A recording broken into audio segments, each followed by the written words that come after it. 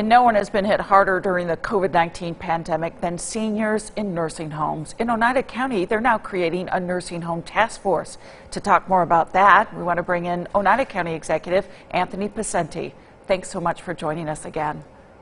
Thank you, Casey. Good to see you. The virus has been so vicious to our most vulnerable population as we've been watching, and the majority of deaths in your county, Oneida County, are nursing home related. 4 deaths just announced today. And we understand that you want to put together a nursing home task force. How will that help?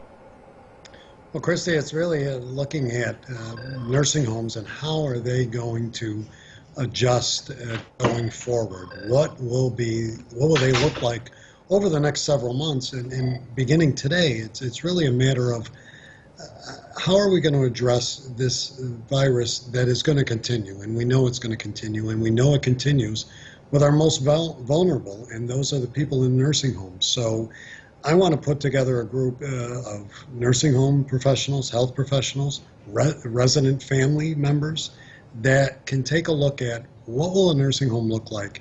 How can we look at ways in which we do isolation of these patients better? How do we establish a visitation pattern? Because clearly people are not seeing their loved ones, and that is creating another issue of socialization and other depression symptoms that occur that we know when people have no personal contact with their family members. Now, how do we look at making sure that there's a clear pipeline of PPE to get to these nursing homes during this crisis and going forward that can allow visitation, that can allow safety for their workers, but also can really give comfort to people when they're making that decision of putting a loved one in a nursing home. That's a lot to look at. How soon do you want to start that task force? And I mean, give them a timeline? Well, we'd like to start it right away, and we're going to start selecting members and putting that together. And as I said, from a wide range of areas. I believe we need to start it, we probably needed to start it weeks ago, but clearly now, looking at our numbers, looking at the statistics, this is an area that needs attention now and not 2 or 3 months from now. Yeah, it's heartbreaking. All right. We know you're gearing up for phase 3. Has Oneida County hit every metric to qualify for a phase 3 reopening? What are your thoughts?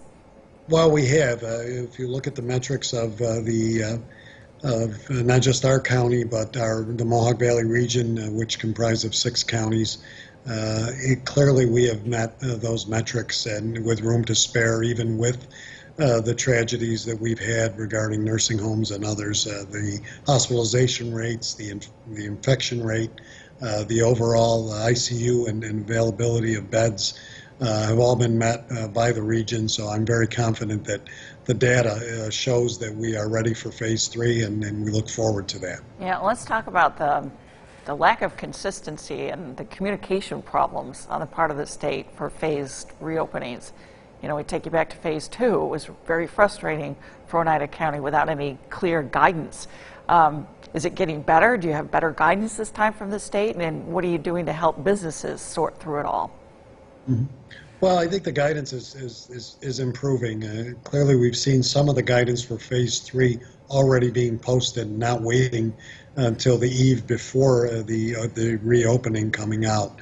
So that is improving. Clearly, always communication could be much better. And I know in talking to the other regions, not just about Oneida County or the Mohawk Valley, whether it's the central region of with Onondaga or the North Country or Southern Tier, all of us really want to be more involved and included in this process because we know we can be of a help. So it still could have improvement, but clearly we're seeing some better signs, and hopefully as we go into phase 3, it won't be the confusion or the lack of clarity that we had 2 weeks ago. All right, and give everybody an idea, paint a picture for us. What do you see phase 3, what's going to look like in Oneida County?